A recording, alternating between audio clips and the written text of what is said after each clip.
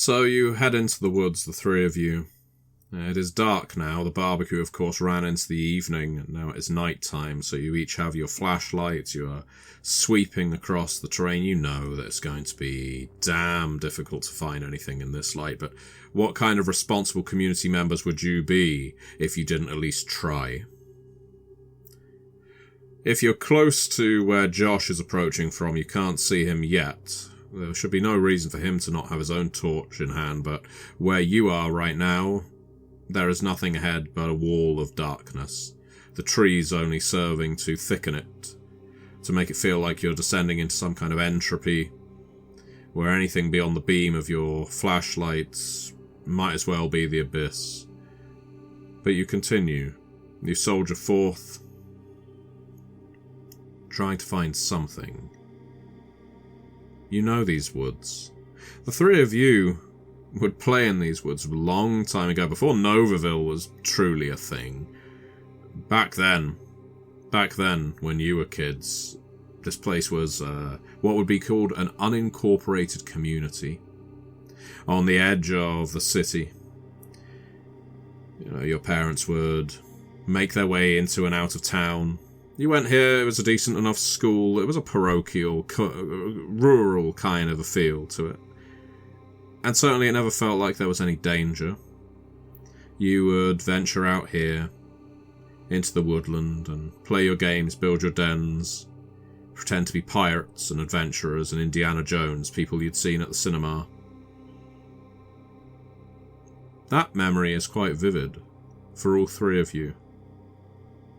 Doug was always Indiana Jones. Margot always played whichever woman from the Indiana Jones series she chose at any given time. Quite often they felt interchangeable, but it was fun to play the occasional screamer in need of rescue. Kevin, despite your strength, despite your stockiness, your ability to play football, even from a young age, you were always labelled as short round. You think it was more of an indictment on your intellect, on the speed at which you could think. You were seen as the comedy sidekick, never truly as a star player in your own right. But it was still fun. Those were innocent days. They were times when you could afford to play the fool, be underestimated, without it meaning something toward your career or your future or your relationship. Hell, it looks like one of those swings that you built with a rope just hanging from a branch as you pass by a tree. That might be the same rope. It might be the same tree. Might be the rope you used to swing across the gap in that famous Temple of Doom sequence. And then your flashlight lands on something. Doug, you see it first. There's a mound of leaves. That in itself isn't unusual. What is the limb sticking out from underneath them. As you cast your beam over it with a little more thoroughness, taking in exactly what you can see, someone has clearly made a very, very half-assed attempt at concealing a body. There is no doubt in your mind, even before you examine her, that she is dead. You can't see her face. That appears to be where the killer has concealed her body the most thickly with leaves and branches. But otherwise, her body is posed. Posed but concealed, like pride and shame have mixed together where this poor girl has fallen. Well, fallen's the wrong word. Been taken down. Her arms are stretched out either side. Her legs aren't too different. Her skin is pale and almost blue in the torchlit beam. I pause for a moment. My stomach roils a little. I whisper a quiet "fuck" to myself. Despite everything, I of course feel empathy and pity. An innocent young girl in the community. Hell, it could have been Sally. My fists clench a little. And then I look to the others. And then I think to myself, how the hell are we going to handle this? We obviously need to call Josh right away. But is he just going to fucking squawk that there's a killer on the loose? Can't we frame this in a different way? Maybe a horrible accident for the poor girl. But again, I keep those thoughts to myself as I just look to the others and I just say, Margot, I think you need to call Josh. Yeah, we can't touch anything. We just gotta get Josh over here. The police will need to handle this directly. He'll know what to do. I'm looking over this poor child, and I am gripped with such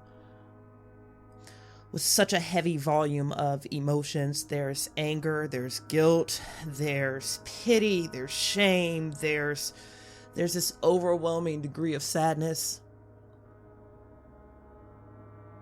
And as the emotional spiral happens, what winds up evening out is just pure anger. Something came into our home and did this to one of ours.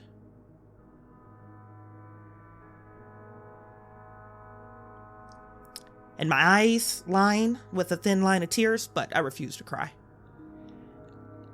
Because we have so much to do. And I can't afford to be distracted with the feelings that I'm experiencing as a mother. I turn around and I immediately call Josh. As she's doing that, I just almost, maybe a hint of paranoia, I'm still feeling on edge from what I saw earlier tonight, trying to forget it. And I just kind of shine the torchlight around the area in general. Is there anything else in this area that looks odd? The rope swing is moving, but there's no breeze.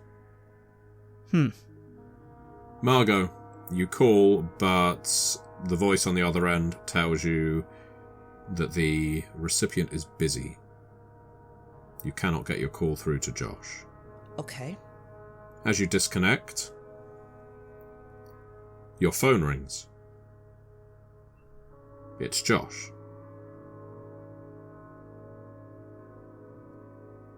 I answer. Josh? Margot, don't move from where you are. Are you still with Kevin and Doug? Yes. Okay, we are dealing with a crime scene in these woods, and I need you and Kevin and Doug to remain where you are until I can get some more deputies out here and the coroner. I pause for a moment because that's...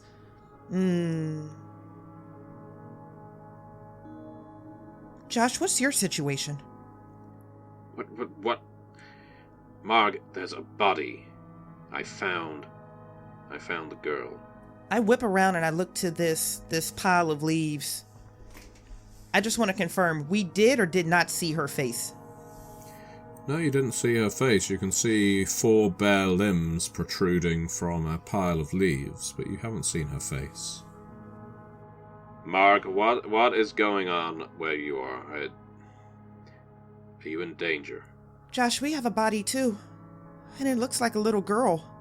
And I know I'm not supposed to touch. I know I shouldn't do this. I know I'm compromising a crime scene, but there's no way she's going to reconcile that there are 2 dead kids, not on the same goddamn night. And I drop down to my knees and I push these leaves away so I can get a look at this child's face.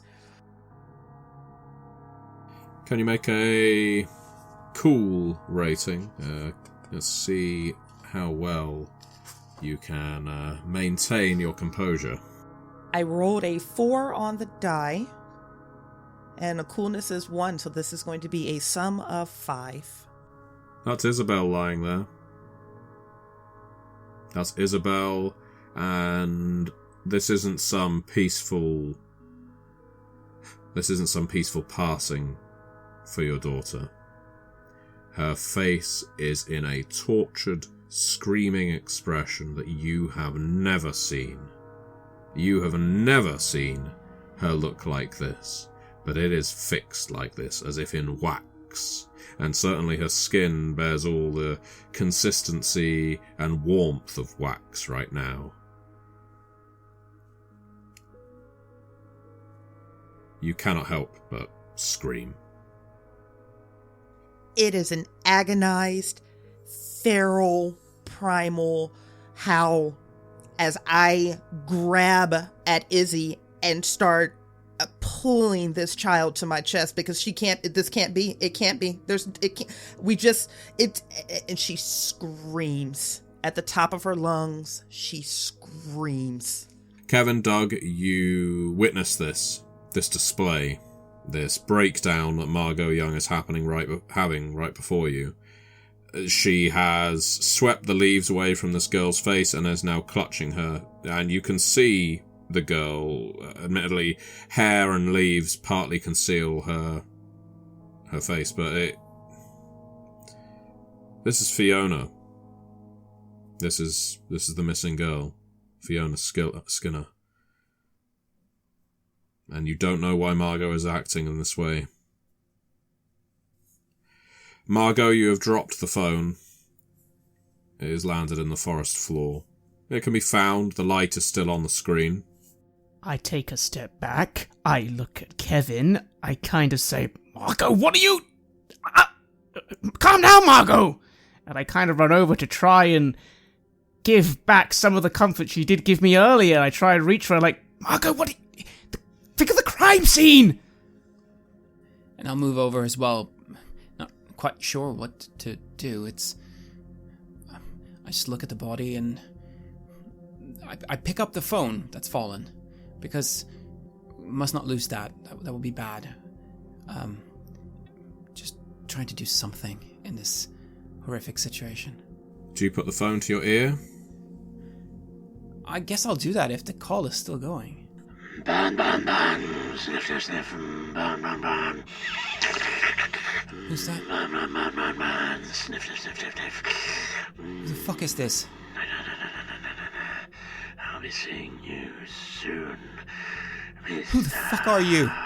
Miller. The call disconnects. I'll just look at the phone in disbelief. Kevin, isn't Josh on the line? Put Josh on the line!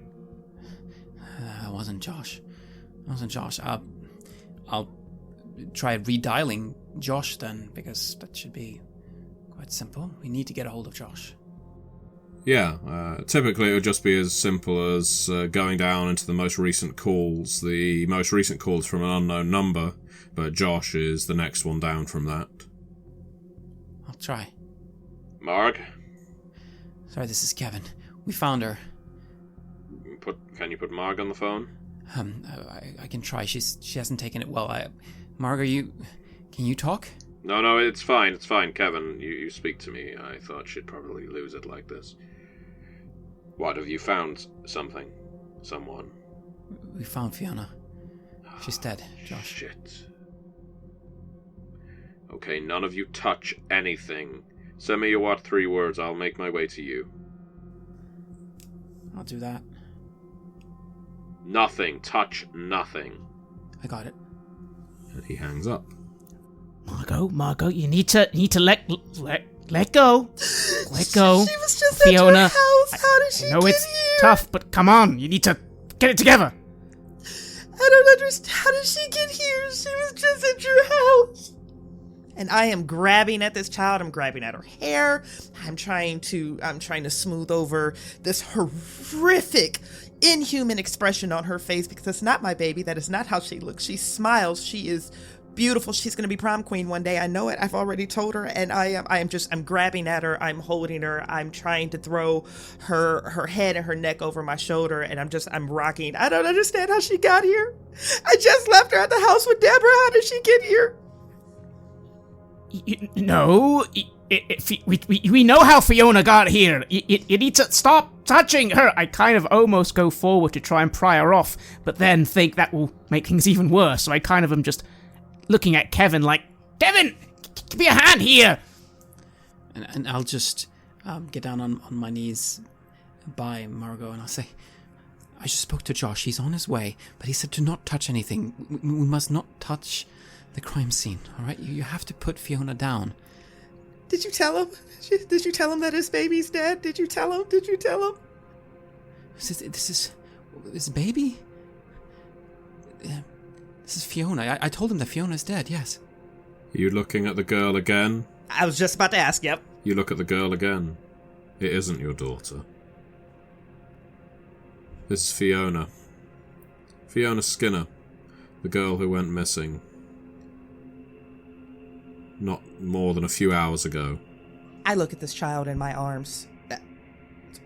I watch as her head drops back, and I'm looking into a face that is...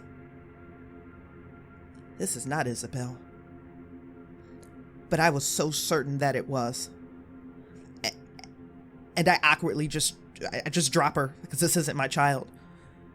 And holy shit, what did I just do? A small cloud of leaves floats upward as you drop her into it. Creates a brief halo around her before settling around her head and back on her face, her shoulders and neck. I'm sorry. I'm sorry. I'm sorry. I'm sorry. I'm sorry. I thought... No, don't I'm sorry. worry about it. It's all right. You're just stressed. We all are. Let's all just take a few steps back and just wait for Josh. And then We'll do as he asked. We'll back away. We'll have to tell him. We'll have to tell him that we disturbed the scene, but that's all right. Fuck! At this. I'm so sorry. He's a professional. You can see the beam of a flashlight now coming from the opposite direction and hear the trudge of footsteps, accompanied by an occasional hello. I'll quickly shine my torch in that direction. Over here, Josh. Yeah, I hear you, Doug. He emerges from the tree line. Immediately, he looks down at the body. Shit. I'm sorry you three had to find this. I'm gonna have to call this in. Well, I know it's probably not gonna mean much, but good work. Josh, there's one thing you need to know. Margot, this is not how the body was found. What? Margot needed to do some ID stuff and she got a little carried away. Margot, what the fuck? He actually walks over to you and snaps his fingers in front of your face. Marg, it's Josh. Get with it. I startle. I look up. I don't know what happened. Jesus Christ, Marg. I didn't... I'm sorry. Baby, I'm sorry. Save it. Okay, let's just save it for now. How did you find her? She was over there in that pile of leaves. It's not been disturbed that much, Josh. Oh, he shines his light. It's not been disturbed. I can now see, now that you're telling me. It looks like someone's having a damn wrestling match over her body. She had a moment. She was covered with leaves. The face wasn't really visible. Well, he actually sort of pops his cuffs a little and cracks his neck. Well, there isn't any chance. There ain't no chance of returning this scene to how it was. And I don't want any of you getting into your heads that that's what's going to happen.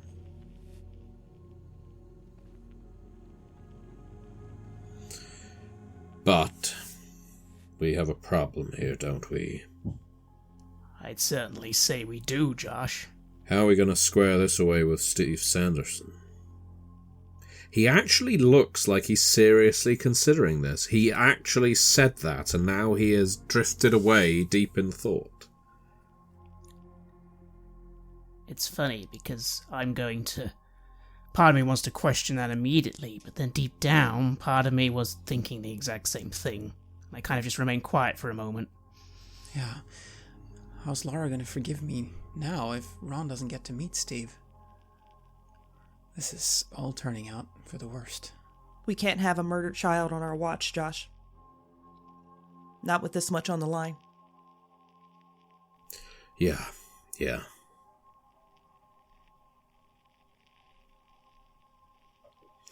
Okay.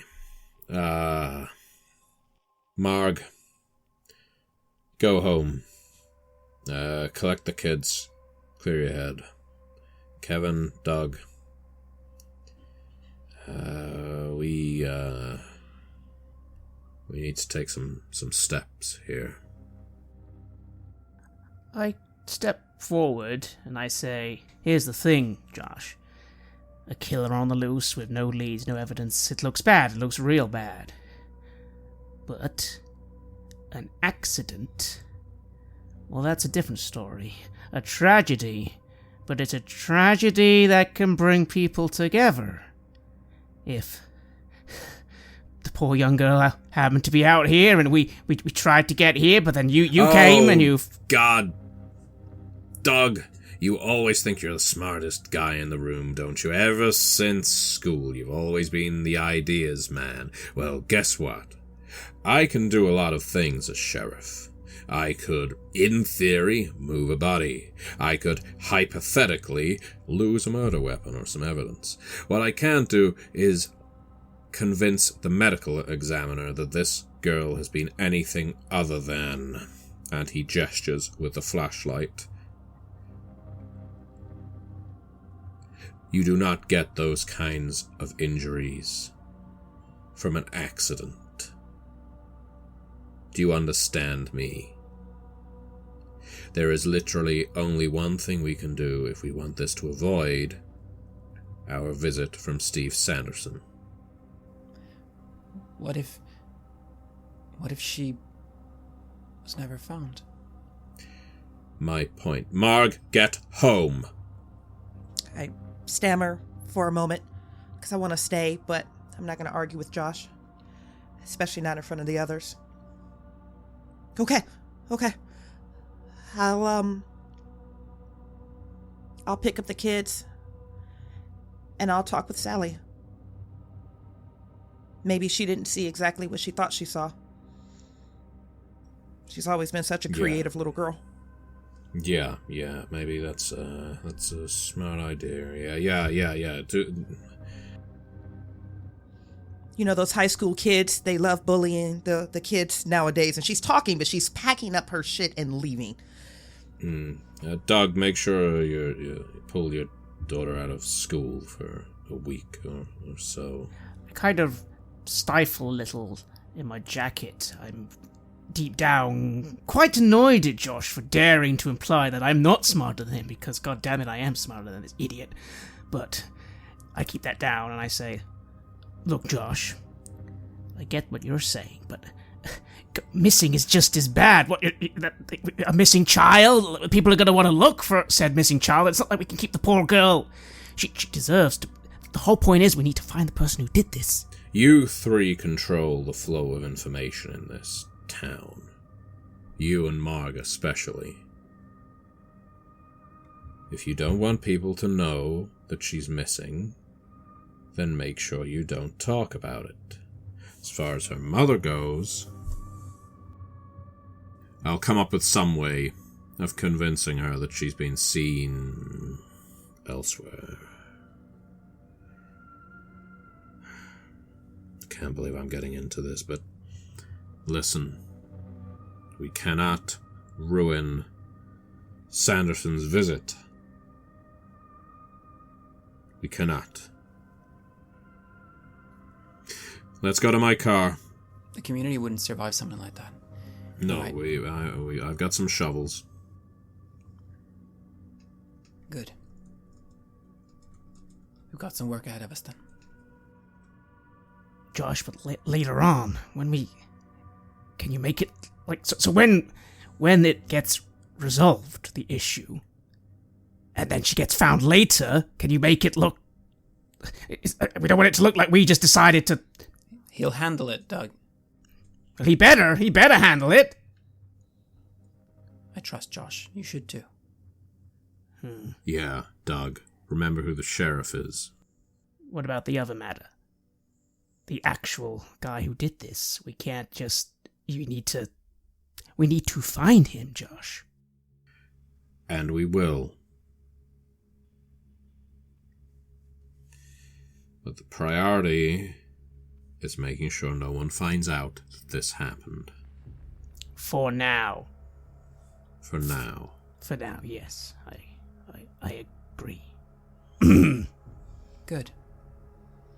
So the three of you head off and get some shovels from the car, Margot heading off in the other direction. Margot, you're alone as you walk back. Tell me what thoughts are going through your head.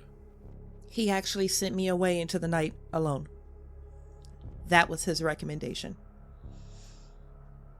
I can't believe I lost my cool. I can't believe I saw Izzy when it wasn't. I can't believe I compromised and contaminated a crime scene. I can't believe that Doug Kennedy saw me at my worst. I feel embarrassed. I feel shame. I'm so disappointed in myself. I don't think I'll recover from this from a reputation standpoint. I'll be fine, I'm sure, but from a reputation standpoint, I've done irreparable damage in front of three people that mean everything to me. I suppose the bright side is Novaville didn't see it. Over time, I can control three people, right? And I'm going to head off into the woods alone with my flashlight to get back to the car. Because my husband didn't want me there. As you head back through the woods, I'm still going to ask you to make a roll, I'm afraid. Please, could you make a reflexes roll, please? Avoid harm. That is a 7 on the dice with a 0 in reflexes. Sum is 7. Perhaps this is fated. Maybe you were always meant to find this body. Maybe you were always meant to eventually find the killer. Right now, you know that you found the weapon because you've just tripped over it. And in tripping over it, it has cut you. A long blade. What some people would call a weed whacker, but others would call a machete. Just half buried in the undergrowth, stuck under a tree root that emerges from the ground. Unfortunately, your foot catches the tree root, and you land on the machete. You don't cut yourself horrendously, but a cut is a cut, especially when it's a blade like this that digs a groove into you. Due to your rather catastrophic failure, it opens up your right arm from wrist to elbow. Speaking on the subject of contaminating crime scenes, if this is the blade that was used to kill Fiona, and it's possible, it's got your blood all over it now.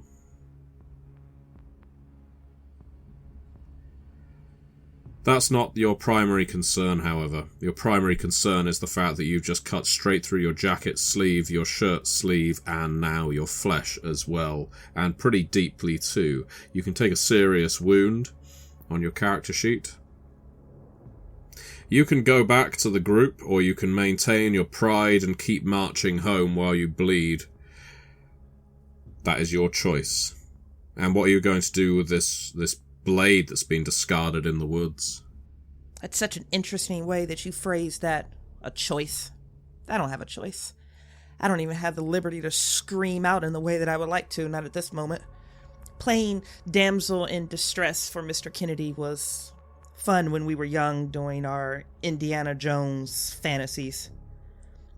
It's not so fun anymore. I don't have a choice. I can't walk this back to Josh. I can't walk this back to them. I am going to remove my jacket. I am going to look over this bleeding laceration that is running down my forearm. I am going to wrap my coat around it. I'm going to pick up that machete. I can't leave this lying around. And I'm going to head back to the car. I don't have a choice. There's only forward. By the time you get back to the Kennedy household, you've lost quite a lot of blood. You're pale, you're sickly. Luckily, the bleeding has for the most part stopped due to your tight binding around it, but you are going to need stitches, and it's impossible to conceal the injury. So when Deborah meets you in the kitchen, after all you're here to collect the children, she sees the drained look on your face, sees the blood leaking from your sleeve, just coating your right hand.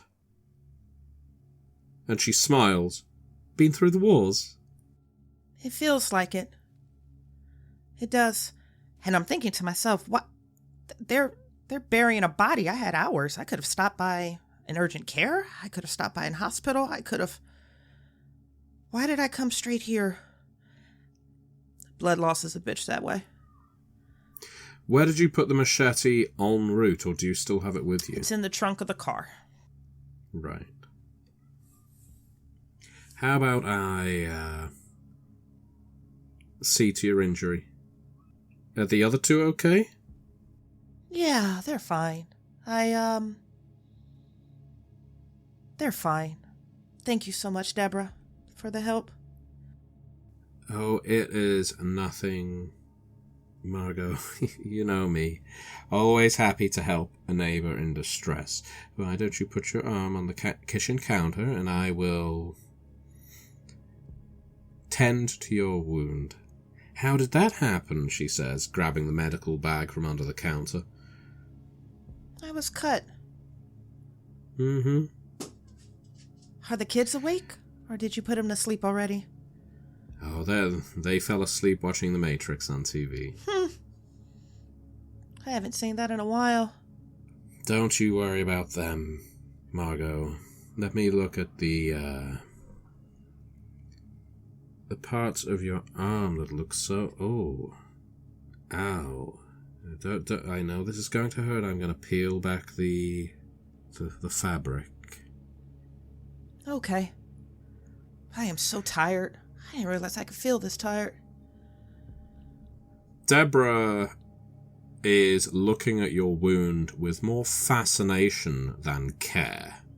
In fact, she's treating you with a strange amount of blitheness when compared to concern. There is no real compassion here at all. This is, whoops, someone cut themselves open while looking for a body in the woods, ha ha ha.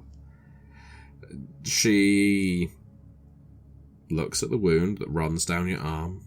You must have lost a lot of blood, and her eyes go up to yours. Are you okay, Margot? Oh yes, I'm fine. I'm so tired. I guess when you lose that much blood, it's like all your energy just drains out of you in thick, red rivers. Well, I had better clean it up. I've got some antiseptic. This is going to hurt. It's okay. I won't make you roll for it, because it does hurt. There's not really any getting away from that. But, Margot, you are someone who has trained yourself, for the most part, to do everything but scream out.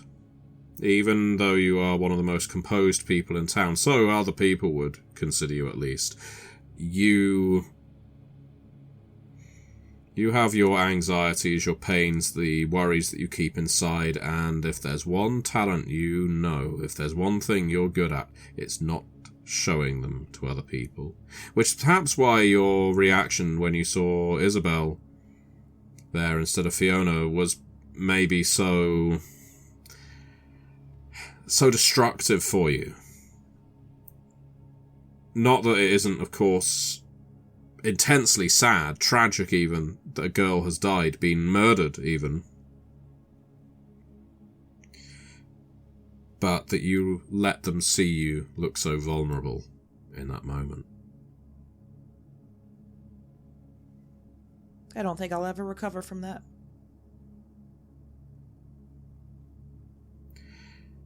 Now, Margot, are you okay? You drifted off for a moment there. I look down. How is the progress going on this massive cut down my arm? Well, it's clean-ish, but it looks to you like she is about to go at it with a needle and thread. And these are not medical needle and thread. She is not equipped with stitches. And for that matter, she is not a medical professional. Deborah! This is the kind of needle and thread you would use for darning socks or running a seam on a pair of pants. I'm gonna pull my arm back as quickly as I can. No, that's... What is it? No, you've cleaned it. This is perfect. Thank you. Oh, well, at least let me give you a bandage. Do you have any tape? What, like duct tape? No, but something, and I'm pinching the side of my arm together, pushing this wound close. Oh, I think that's only going to make it worse. No. Well, I have some tape. So let's see what we can, I guess, bodge together, you know? Like handymen. It's amazing how the machine works. A strange thing for her to say. She comes back with some utility equipment, some tape, some glue, some staples, and a staple gun. I'm sure we won't be needing these, but I'm not an expert. Deborah looks positively unhinged at this point. Just like you, all the colour has drained from her face. Her eyes seem utterly dominated by their pupils, like they're dilated in the extreme.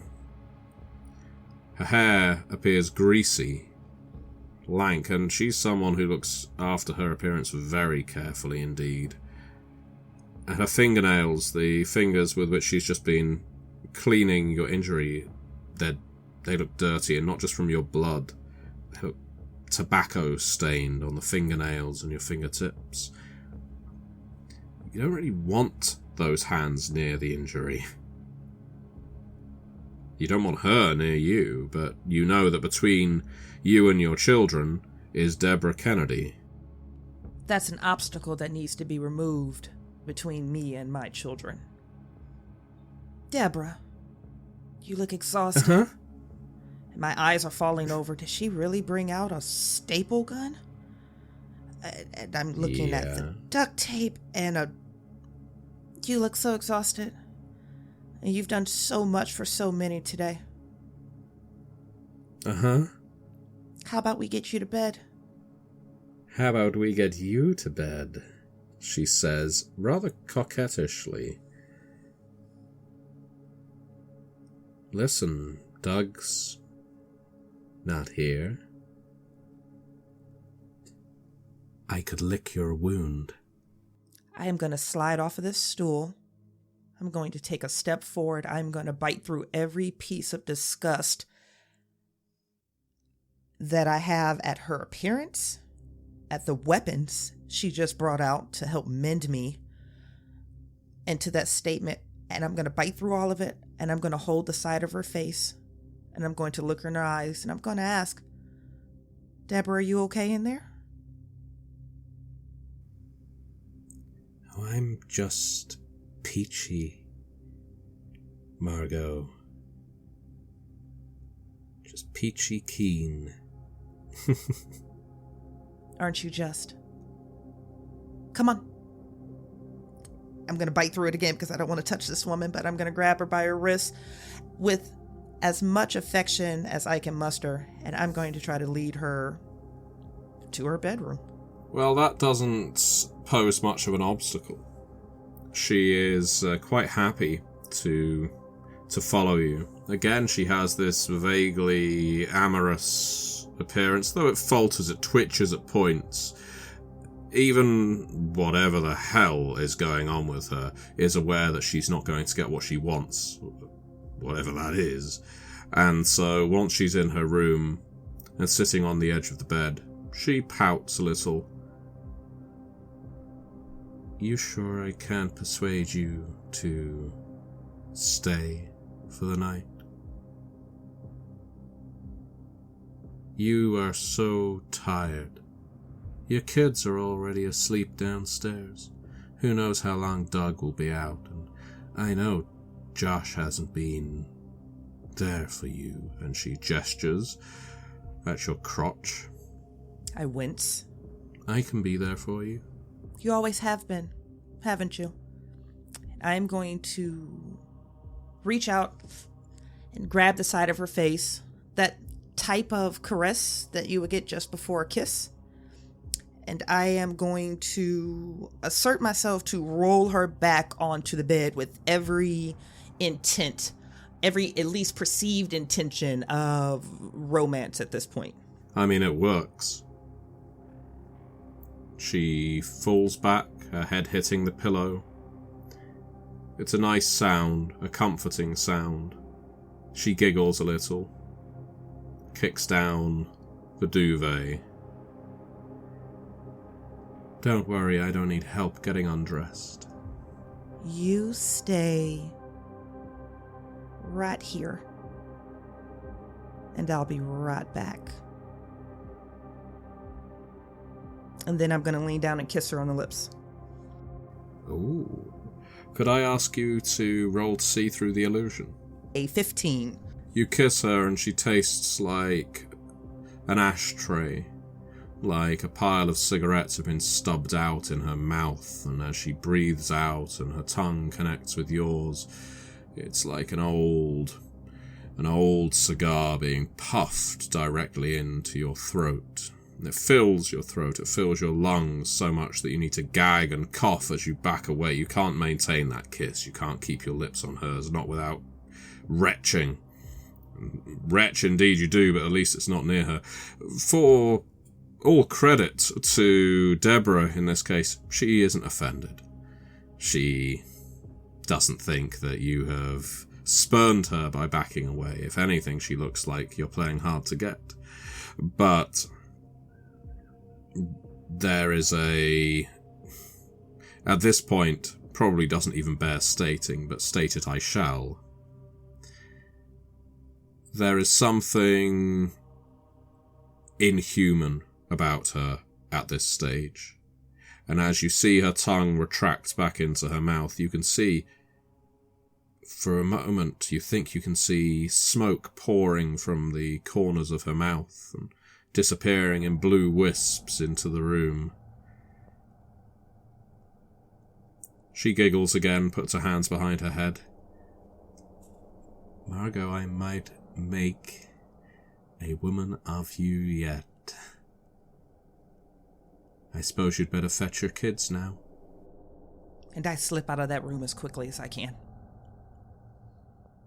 Because there's no way I just saw what I just saw. But I also just saw Isabel, waxy, cold, and dead under a pile of leaves. Something is wrong. Something is wrong with my sense of perception of the world around me. Something that I will address soon. The priority states, I need to get to my goddamn kids. Deborah wasn't lying. They are asleep on the sofa. The Matrix has long since finished. It keeps replaying the title sequence of the DVD menu. Who has a DVD player in these days? It does cross your mind. Isabel and Isaac are reluctant to rise, but perhaps for the first time in a long time, when they look at you only with compassion. It's like the alarm on your face, it's almost paralyzing your face at this point, sends them into emergency mode. So when you say, to them that it's time to leave, they get up and they follow. They can see that their mother is upset. They don't ask why, they just know that it's time to go.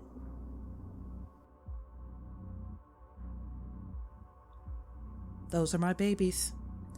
Question for you. May I grab Sally and Charlie too? Because we are a community, and one of the members of this community is compromised in some way. Well, you can try. They are upstairs. Charlie would probably be easier, given that he is a baby. The community is a community, but I'm not going to risk going back upstairs with whatever is upstairs right now. So the thought crosses my mind, but I evacuate with just my children. Look after your own first. You have to secure your mask first, before helping others. Exactly. And anyway, you could always warn Doug, but what would you say? Kevin and Doug, you are patting down the soil in the woods. You and Josh dug a hole. There were only 2 shovels, but it's hard work digging a hole, especially at night where the ground is so hard, and occasionally you exchange shifts. By the time you're finished, you are sweating, not just because of the exhaustion, not just because of the work you've put in, but also the acknowledgement of what you have just done. In Josh's case, he seems perfectly at ease. Well, he claps his hands off. Not how I intended to spend my Monday night. I guess it's Tuesday morning now. Definitely not what I had expected either, but it's done now. And it's for the good of Novaville, so all right in my book. He leans on the handle to his shovel. I think of it this way. At least this girl is buried. Better that than out in the elements. Yeah. I wrinkle my nose a little. I just say, give me just one more second, and I go back to the freshly buried grave, and kneel down, and I begin quietly muttering a prayer, mainly to myself, but of course to God as well. Dear God, please take this innocent soul into your care. Forgive us for this temporary sin, and dear God, give me the strength to bring your light to the situation, and to give me strength in carrying out justice in your name. Amen. Amen. Very nicely put, Doug. You should have been a reverend. Are you too good to get back to your houses and not spill everything to your respective wives? Yeah, I don't think I'm going to want to tell anyone about this anytime soon. I know what I'm going to tell my wife, Josh. I know what to say, but thank you for the concern. Again, I give him a very false smile, secretly irritated once again that he seems to think I have no idea what I'm doing. Of course I know what I'm doing, you moron. And you'd have a little bit more empathy as well. But I don't say that.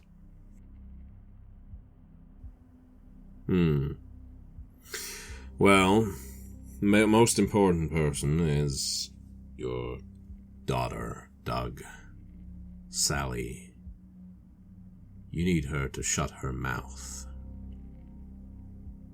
At that sentence, my fist clenches again. And then I smile. Oh, Josh, don't you worry, buddy. My daughter will say exactly what she needs to say. And there'll be no more talk on that matter. No, I don't want to tell you how to run your family, Doug. No, you don't. Anyway, all settled for now. We're gonna go home, and then, yes, we are going to be contacting you again, I'm sure, Josh, once we find some more information on who did this. Absolutely. And I will, of course, be looking into these things as well.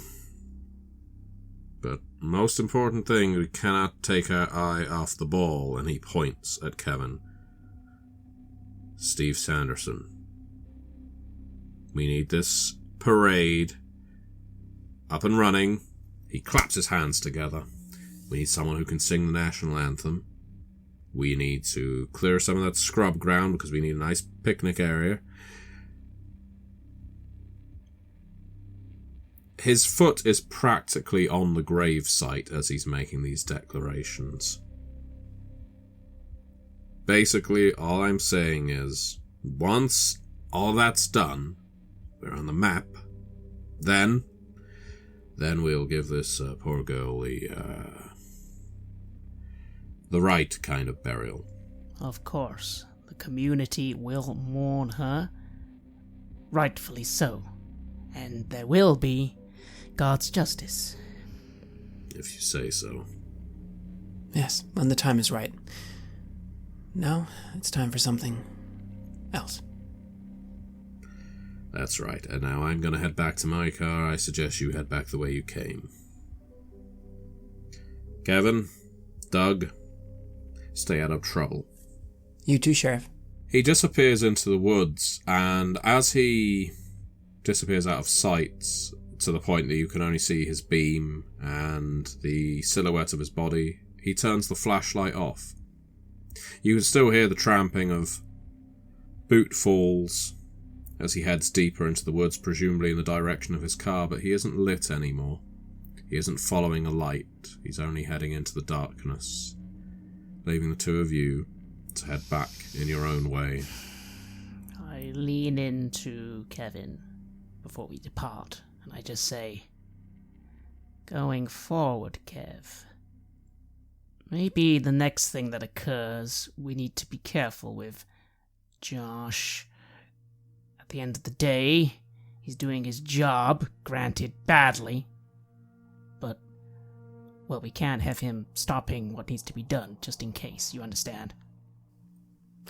I understand. We gotta do what's right for the community. We gotta take care of our own. Exactly. We deal with this, and then I've got some things I can pull just in case he changes his mind. We will be getting this poor girl a proper burial. This is just... it just doesn't... Right now, she wouldn't be getting the justice she needs, and it would just... Nothing would change. Nothing changes. It's better to actually deal with it, and then it will be just the same as if we revealed this all tonight.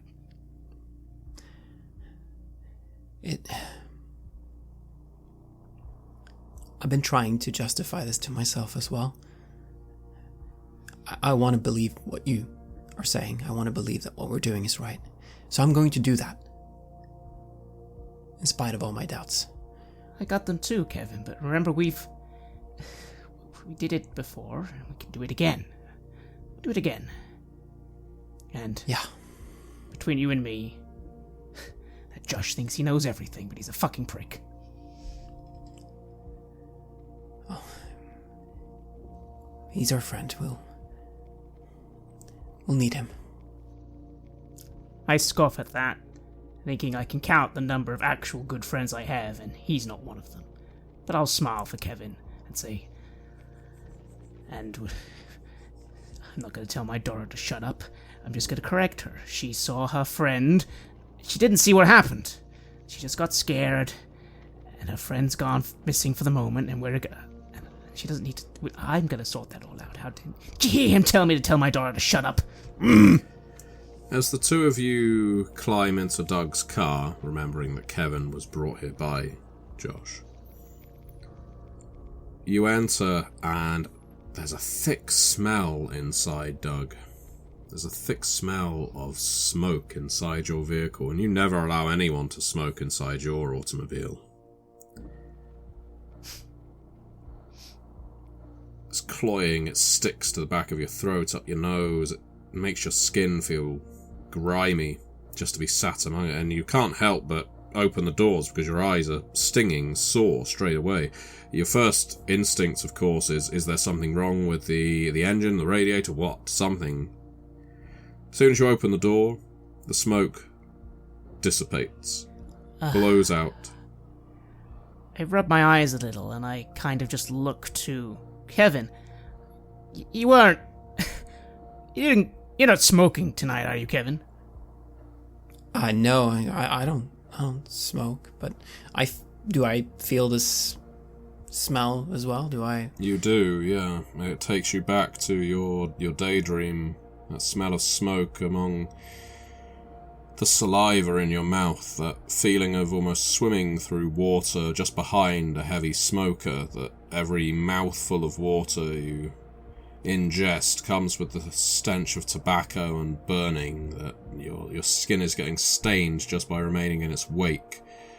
Yeah, this is familiar. You're feeling a strong memory of when you and the others burned someone alive. That was a long time ago, and that was for the preservation of the community, just like what you've done tonight.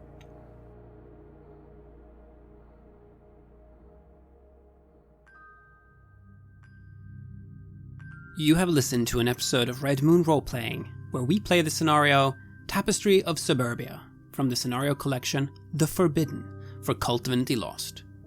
KULT Divinity Lost is published by Helmgast, who have also sponsored this series. Joining us as players in this series are none other than Bridgett Jeffries from Symphony Entertainment and our dear friend Matthew Dawkins. The music was made by Atrium Carceri, featuring a number of collaborations with other artists, and was used with permission from their label Cryochamber. Check out their website at cryochamber.bandcamp.com or their YouTube channel for some moody dark ambient for your gaming table. We'd like to give massive thanks to our champions of the Red Moon, Martin Heuschober, Simon Cooper, David, Julia, Camilla, Bob Lange, Cameron, Antxon, and Graham Barey for their generous support. And we'd of course also like to thank all of our other patrons. Without your support, the show would not be possible. If you want to support our work, please check us out on Patreon. You can get access to bonus campaigns for KULT Divinity Lost and Coriolis there, as well as get early and raw access to all of our recordings. You can also hear your name read on the show as a champion of the Red Moon, as well as play KULT with us. Most importantly, that support is what keeps the show going, so do check us out there.